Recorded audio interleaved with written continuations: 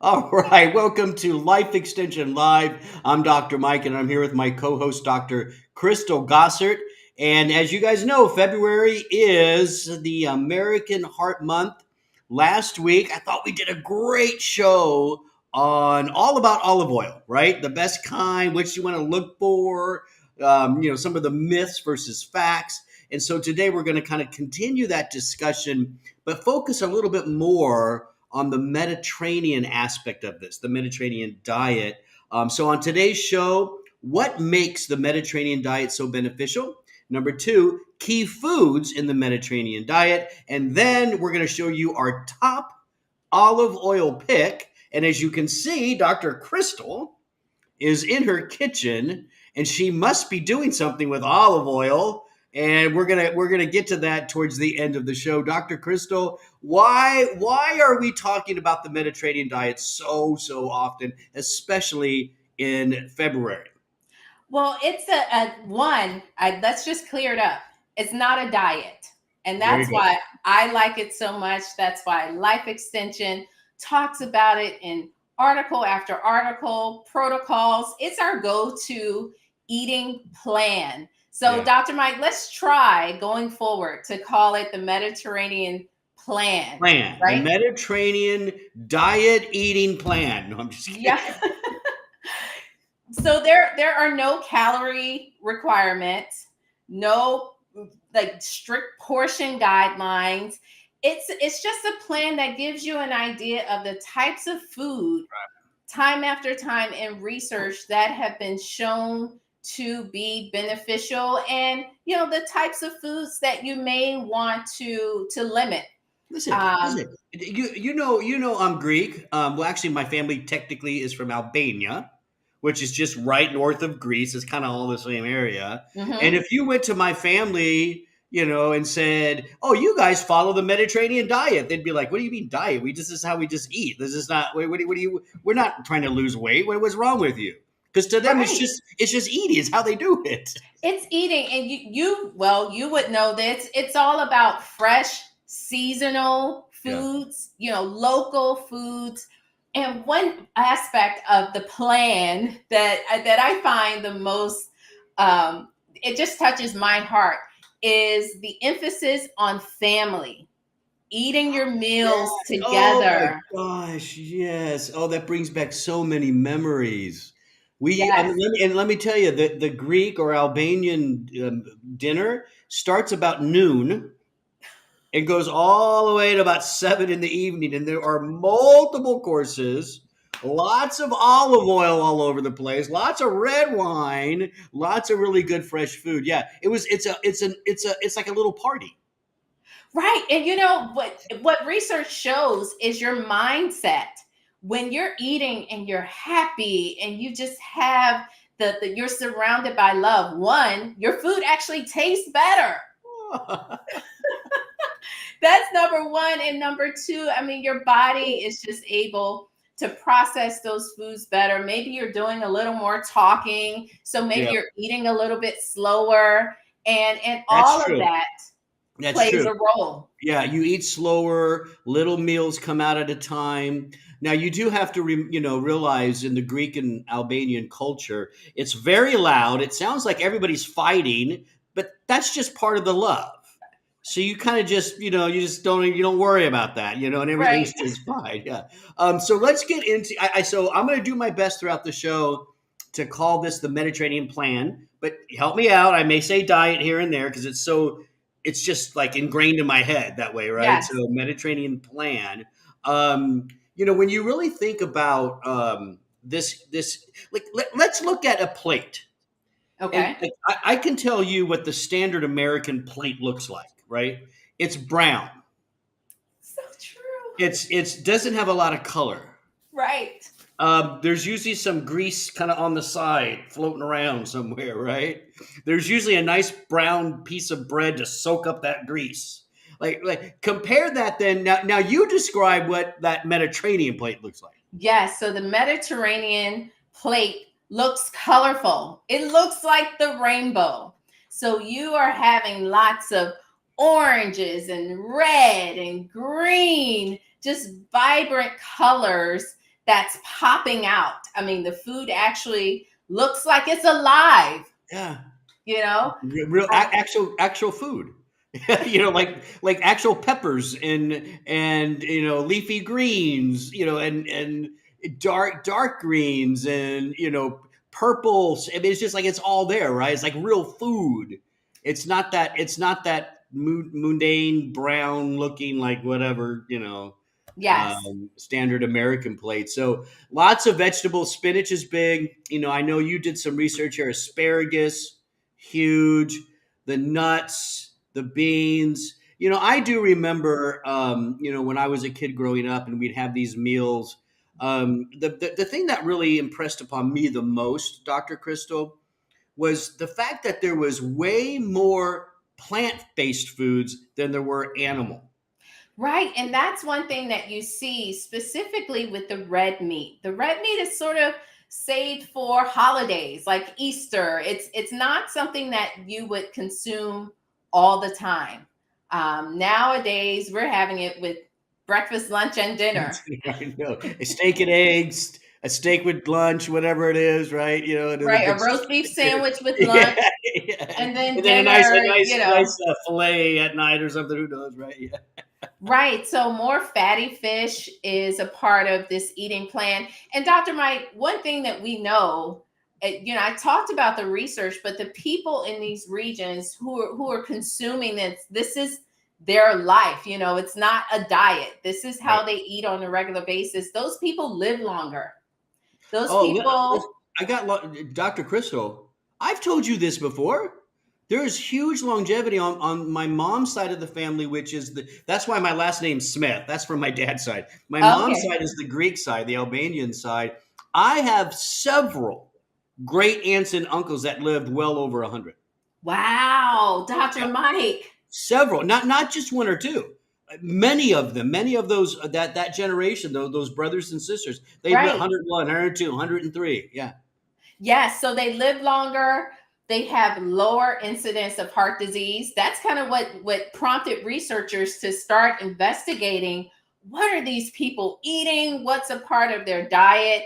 Everyone's familiar with the red wine, Yeah. the resveratrol. That's kind of what people have associated with the health benefits. But we kind of believe, going back to the olive oil, that the olive That's a bigger oil one. plays a Yeah. major role. Plays a major role. Yeah, it's not to say, because when I think back to that time, there were animal proteins. Lamb was obviously a big one. Chicken was always huge. Um, but you're right. I don't remember red meat pretty much at all, to be honest with you. Like from cows, steak, whatever. Mhm. So that protein was there. It just wasn't. It wasn't the main thing. You know Right. what I mean? But in this country, we reverse that, and the animal protein's the main thing all the time now. Oh, it's the highlight of the plate. Yeah. And we talk about the 80-20 rule. If you watch any of our shows, that's Dr. Mike's thumbs up. I get a thumbs up. How do you do 80-20 with your hand? Anyways, I okay. don't know.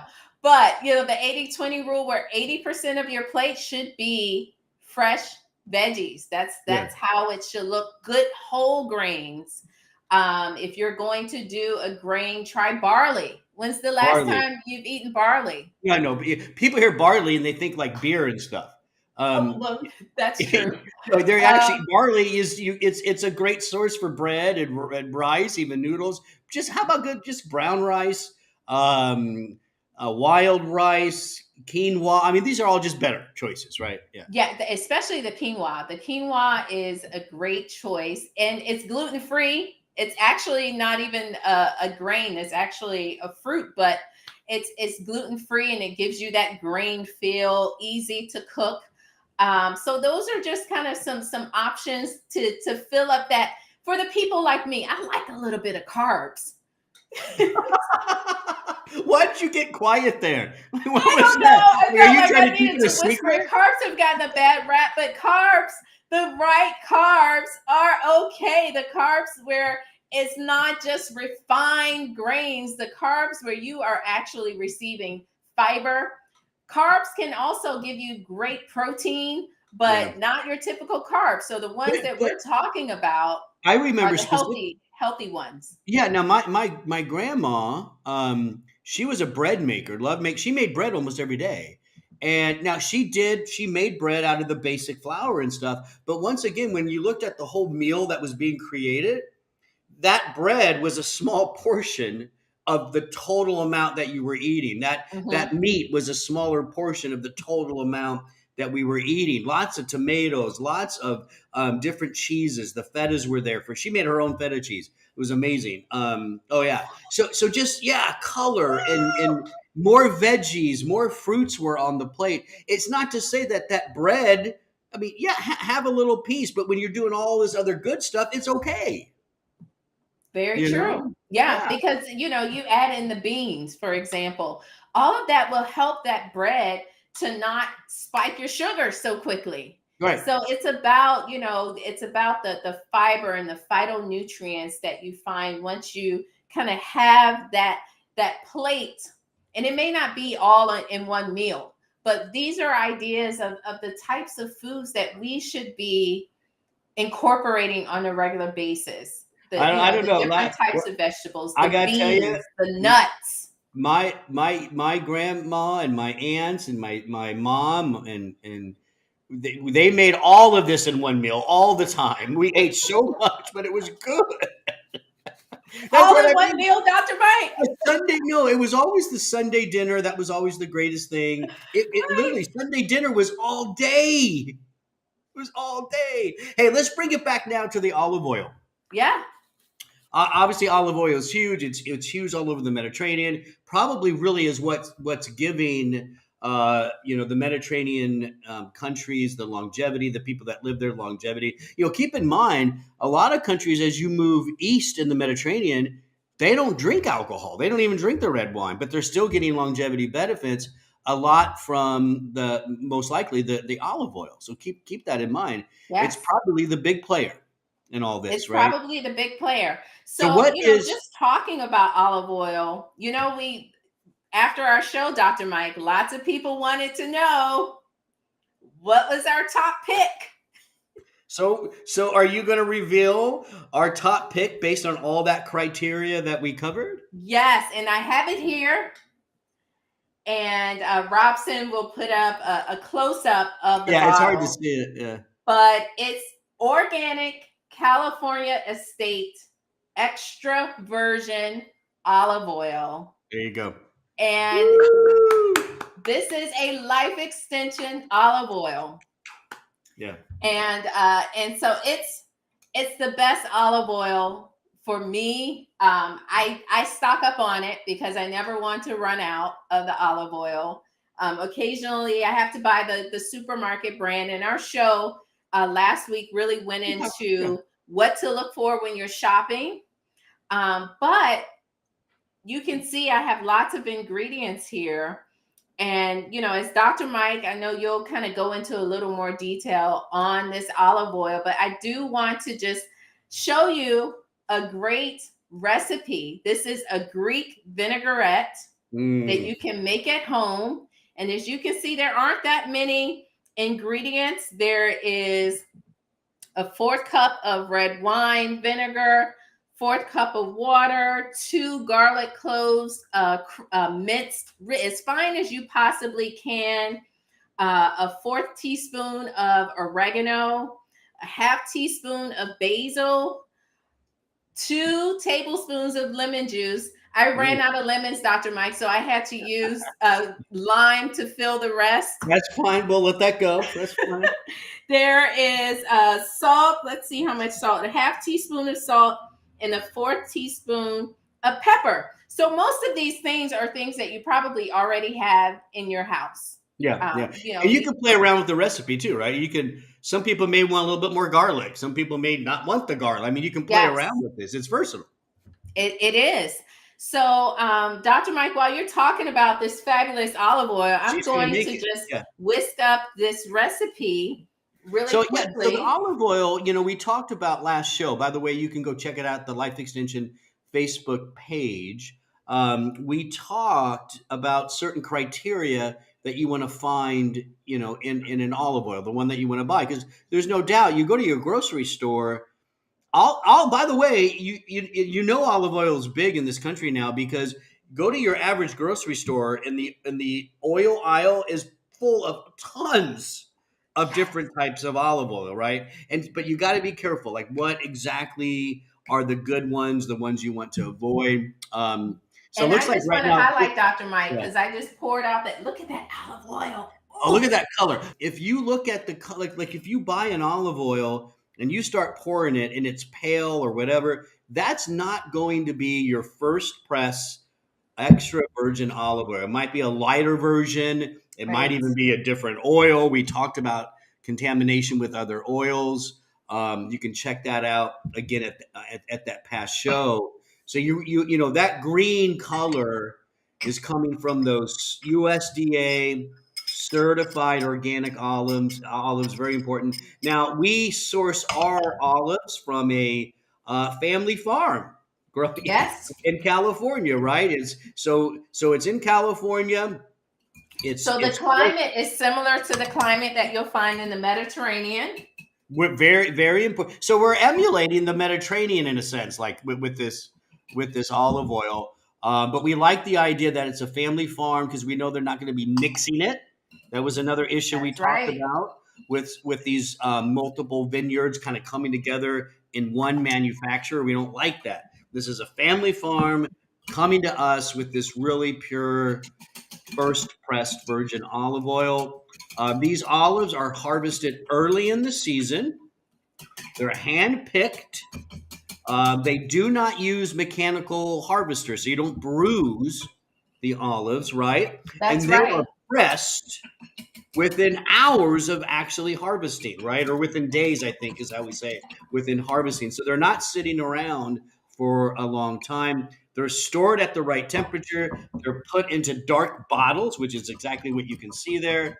And at the end of the day, that olive oil, that bottle of olive oil right there, as she's mixing away, provides 800 milligrams per kilogram of polyphenols. It's what did we, Dr. Crystal? We came out at 12, Right at 11 11 milligrams of polyphenols per per serving. per serving. Yeah, And so imagine you're getting antioxidants with your oils. yeah. With the And one serving was a tablespoon. So how many tablespoons do you think you put into that vinaigrette? So this vinaigrette had 1/2 cup. So this makes 1 full cup of salad dressing. So that would be how many tablespoons are in a half a cup? Oh I my mean, goodness, we're not Dr. going to do Mike. that. I don't know. But basically you're getting a lot, you're getting a decent amount of polyphenols, which is the main thing. And I want to talk about that for a second. You know, yes, olive oil is a healthy fat. It's a Hmm. monounsaturated fat. For years that's what we thought was providing the benefit. And there is some benefit from that fat. But Yes, there what we've is. learned is the real impact on your health are the polyphenols, That's plant-based right. antioxidants. And you're talking about several milligrams worth in that vinaigrette. And then you're pouring that on a nice salad with leafy greens, maybe some peppers, you know, whatever. And you're Yes. adding even, you know, you're adding that vinaigrette to other sources of polyphenols. So you're really revving up your polyphenol intake, which is key. Yeah, so I was thinking today I will probably for lunch slice some cucumbers, some Woo. cucumber chunks, and maybe avocado chunks, and then drizzle a little of the Sounds. vinaigrette. Oh, and I have feta in the fridge too. I think that will be my lunch, maybe with some walnuts on top. I How think I about might that, stop. I Dr. think I Mike? might stop by. Hey, come on over. If we didn't have to work the rest of the day, maybe open up a nice bottle of red wine and add to that. That'd be great. Wow, that's awesome. So, you know, it's simple vinaigrette, and vinaigrettes are a great way to increase your olive oil intake. At the end of the Yes, day, they are. great way to do it. Multiple vinaigrettes. We have, I think we have several recipes, right? At We do at lifeextension.com/olive oil dressing. There are 4 olive oil dressings yeah, recipes. And here's what, try them all and then play around. Try your Yes. own. Add some more lemon, add a little more salt, add a little more of that, or add less of it, and just play around. Find that perfect Yes. combination for you. If you keep it in the fridge, it can keep for a few days. You just shake it up and use it again. Yes. So you There just you go. store it in an airtight container. I probably put this in a Mason's jar, Yeah, and then perfect. I'll store it in the Mason's jar. Very good. That looks really good. I'm jealous that you're going to be eating that for I lunch, know. Dr. I'm going to Crystal. get a spoon out now and make you Thank even more jealous. Thank you for all that great information today. And thank everyone for watching. Don't forget, February is the American Heart Month. And we're really focusing on olive oil, olive oil, olive oil. We believe that that's one of the key things for you to add to any eating plan. And the That's right. Mediterranean eating plan is probably one of the best ones you could follow. And so we suggest that you look into that. And don't forget, you can look up some of those dressings at lifeextension.com/olive oil dressing. I'm Dr. Mike. Thanks for watching. Bye.